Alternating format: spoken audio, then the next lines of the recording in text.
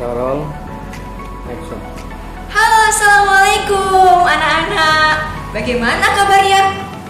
Semoga dimanapun kalian berada, kalian dalam keadaan sehat walafiat tanpa kurang suatu apapun. Amin ya robbal alamin. Nah, sudah pada kangen sekolah belum? Pastinya kangen dong, apalagi ketemu dengan bapak ibu guru. Kangen banget. Tapi karena ini masih dalam pandemi COVID-19, kalian harus belajar di rumah. Tidak masalah, tidak apa-apa, karena untuk keselamatan diri kalian sendiri. Nah, untuk kalian yang mau keluar nih, boleh saja, tapi jangan lupa gunakan masker. Kalau sudah sampai rumah, cuci tangan yang bersih dan jaga jarak aman supaya COVID bisa pergi jauh-jauh dari sekitar kita. COVID, hus sana. Gitu ya. Oke, pada pembelajaran kali ini nanti kita akan belajar tentang macam-macam materi pelajaran yang belum pernah kalian pelajari. Tentunya Miss Farel akan membawa kalian keliling Asia Tenggara. Senang kan? Di sana kalian akan belajar tentang ekonomi Asia Tenggara, kemudian perkembangbiakan hewan. Lalu kita belajar membuat replika patung dan yang terakhir menentukan ide pokok. Menarik kan pembelajaran kali ini? Ikuti terus ya. Kali ini kita akan berkeliling kawasan Asia Tenggara. Kita buka dulu peta kawasan Asia Tenggara. Yuk kita lihat. Nah, sudah kan terlihat kalian peta kawasan Asia Tenggara? Mau kemana dulu? Kita ke ujung paling utara sana ya. Kita ke Myanmar. Sudah terlihat kan di layar kaca kalian gambar bangunan yang ada di kota Myanmar? Keren banget. Siapa yang sudah pernah ke sana? Kumarel belum pernah loh. Mau ngajak? Gak apa-apa kalau mau ngajak ya.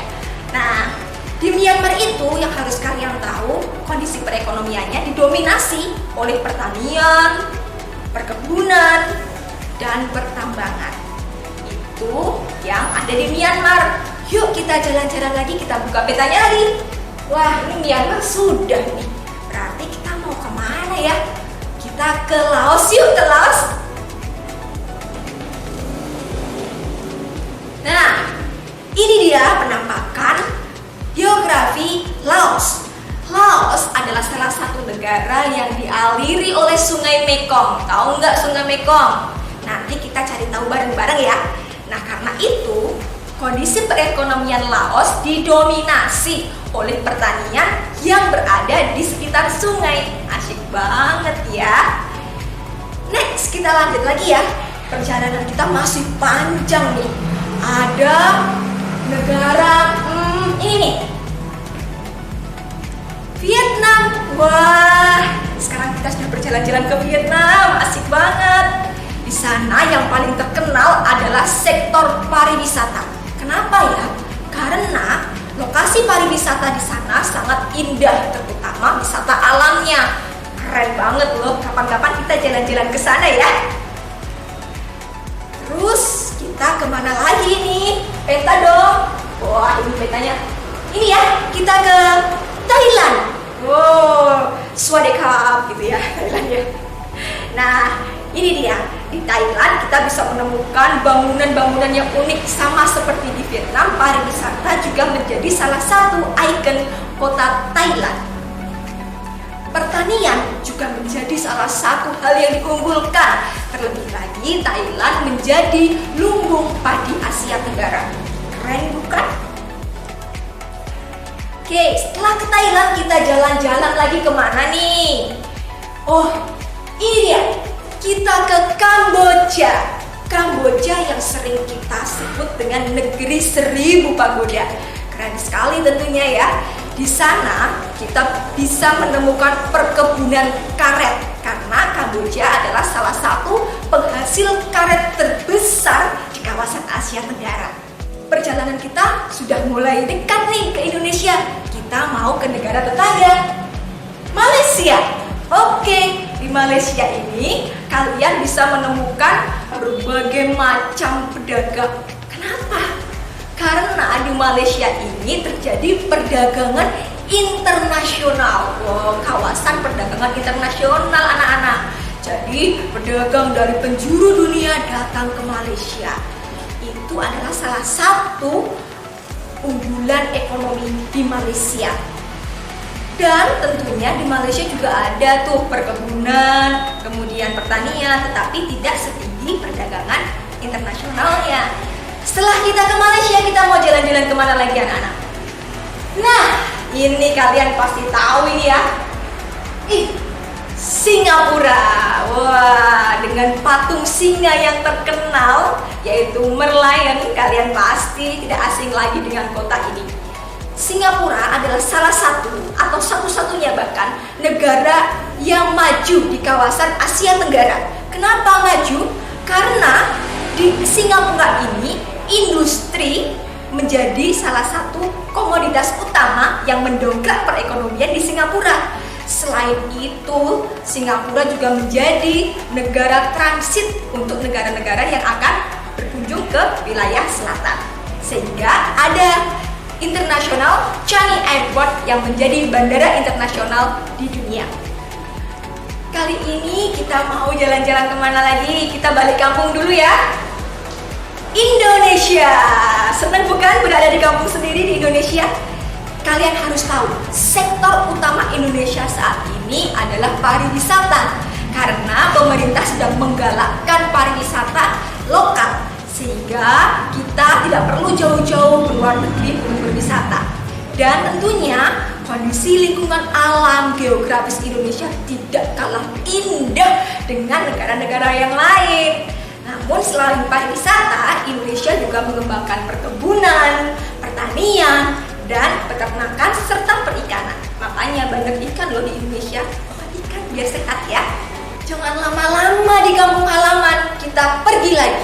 Kita keliling lagi di Brunei Darussalam. Nah, Brunei Darussalam ini tentunya kalian sudah kenal dong dengan istilah sultan. Nah, sultan yang terkenal adalah sultan minyak. Karena apa? Karena komoditas utama di Brunei adalah pertambangan minyak bumi. Keren sekali kan? Di Brunei Darussalam banyak minyak bumi yang bisa diekspor ke negara-negara tetangga. Dan ini yang terakhir, kita akan jalan-jalan kemana ya ini ya? Oke, kita ke Filipina. Nah, di Filipina ini kita akan menemukan berbagai macam produk unggulan seperti nanas, padi, kelapa, dan gula. Baik anak-anak, kalian sudah berkeliling di kawasan Asia Tenggara. Sekarang Bu Marel juga akan memberitahu pada kalian, ternyata di kawasan Asia Tenggara itu banyak hewan endemik atau hewan yang menjadi ciri khas dari negara itu. Kira-kira hewan apa saja ya? Yuk kita lihat bersama-sama. Yang pertama ada di Thailand. Nah, di Thailand ini kita bisa melihat gajah putih yang terkenal. Namun tidak cuma di Thailand kita bisa melihat gajah putih. Ada di Kamboja, juga Laos. Kalian tahu nggak sih? Ternyata gajah putih itu disucikan oleh masyarakat yang ada di Thailand, Kamboja, dan Laos. Karena gajah putih adalah kepercayaan yang dianut oleh masyarakat yang berada di kawasan Thailand, Kamboja, dan Laos. Nah, selain itu, hewan endemik lainnya adalah burung takur. Bukan tuan takur ya, tapi burung takur. Burung ini bisa ditemukan di Malaysia. Nah, seperti ini gambarnya. Cantik kan burungnya? Sekarang kita akan masuk ke wilayah Indonesia. Kira-kira ada hewan endemik apa ya yang ada di Indonesia? Nih, Mara kasih tahu. Ukurannya panjang, kemudian jalannya melata, terus dia bisa makan kerbau. Apa yuk? Iya, ular piton. Nah, kalian bisa menemukan ular piton di Indonesia, ya. Kemudian mereka tentunya hewan-hewan itu harus kita sayangi, harus kita lindungi, dan harus kita jadikan sahabat. Karena apa? Karena karena kita tidak ingin hewan-hewan itu punah dan hilang begitu saja. Oleh karena itu, mereka juga berkembang biak untuk menjaga keberlangsungan hidupnya. Tahu nggak sih kalian mereka itu berkembang biak dengan apa? Sebelum itu kita harus tahu dulu ada 3 cara berkembang biakan hewan. Siapa yang tahu coba? Tepat sekali. Ada ovipar, ada vivipar, ada ovovivipar. Keren, kalian memang hebat. Gak salah Bu Marel mengajar kalian ya. Nah, karena itu hewan-hewan yang tadi Bu Marel sebutkan kita kelompokkan yuk ke dalam perkembangbiakan hewan yang ada di diagram Venn ini. Ovipar adalah hewan yang berkembang biak dengan cara bertelur. Sedangkan vivipar adalah hewan yang berkembang biak dengan cara beranak. Nah, yang di tengah-tengah ini ovovivipar, berkembang biak dengan cara bertelur dan beranak. Kita masukkan bersama-sama yuk hewannya. Gajah. Kira-kira gajah di mana ya?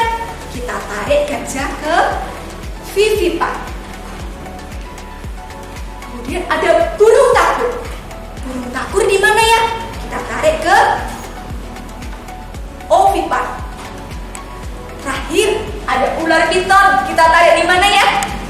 Kita tarik di ovovivipar.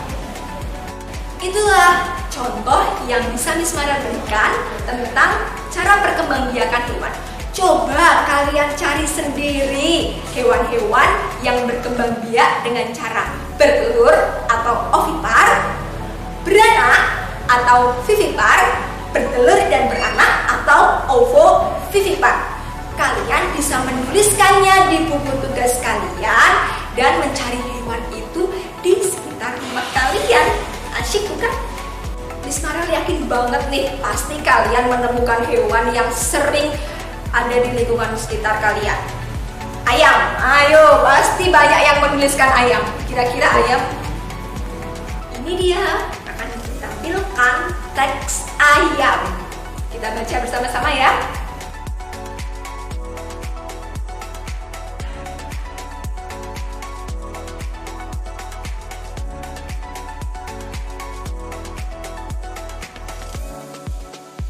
Oke, kalian sudah baca kan? Ada 2 paragraf di dalam teks ayam itu.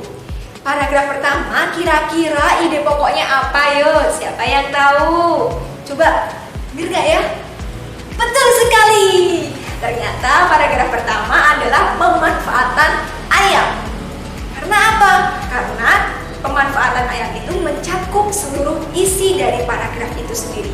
Kemudian paragraf kedua, ayo, ini pokoknya. Ya, tepat. Perbedaan ayam jantan dan ayam betina. Anak-anakku, gampang banget loh untuk menemukan ide pokok. Caranya adalah kita harus menemukan satu kalimat yang mampu menjawab seluruhan isi dari paragraf itu. Gampang kan? Oke.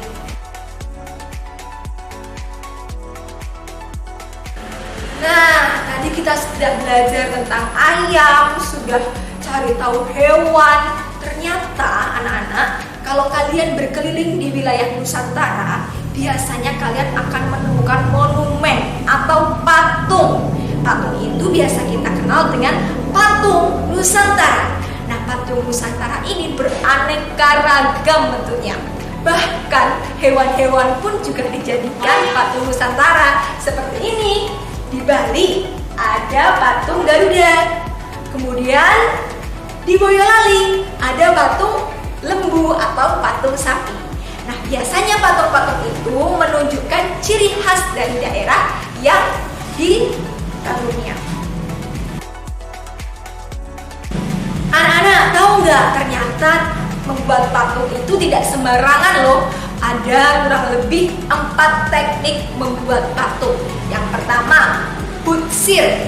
Terus ada teknik merakit, teknik cor, dan teknik pahat. Nah, di sini Bu Marel akan memberikan salah satu contoh teknik yang paling mudah untuk kalian kerjakan di rumah dengan barang atau bahan-bahan yang kalian miliki. Contohnya seperti plastisin, tanah liat, atau Play-Doh malam ya. Kalian pasti punya di rumah. Bentuknya seperti ini anak-anak. Tada! Nih, nah kalian pasti akan punya di rumah ini. Ini adalah alat atau bahan yang bisa dibentuk-bentuk. Kalian bisa bentuk sembarang macam hewan, bentuk hewan atau bentuk apapun untuk replika dari patung. Ya, sekarang mau membuat dulu. Tunggu beberapa menit. Tada, sudah jadi si bebek unyu-unyu ini buatannya Miss Marel ini. Ya, nggak apa-apa ya. Kalian pasti akan lebih bagus karena nanti kalian di rumah akan dibantu oleh orang tua ketika membuat replika patung ini. Kalian diskusikan dulu, boleh bentuk bebek seperti Miss Marel ini, atau yang lebih unyu lagi. Ini bentuk apa ini? Dinosaurus pink. Dinosaurus pink anak-anak. Kalian boleh dinosaurus hijau, boleh ungu, boleh, pokoknya bentuk aja. Terus ada seperti yang Miss Marel katakan tadi, gajah-gajah. Nah, kalian bisa membuatnya unyu-unyu seperti ini. Seperti yang terkenal di Thailand, gajah putih. Nah, atau kita bisa membuat hewan buas berbahaya. Apa itu? Ular. Tapi ini ularnya imut banget ya, kecil ya. Nggak apa-apa. Yang penting kalian bisa membuat replika patung atau replika dari hewan-hewan dengan menggunakan plastisin. Tentunya kalian harus mendiskusikannya dulu dengan orang tua. Membuat apa dan konsepnya seperti apa. Karena berdiskusi itu masuk dalam pengamalan sila keempat Pancasila.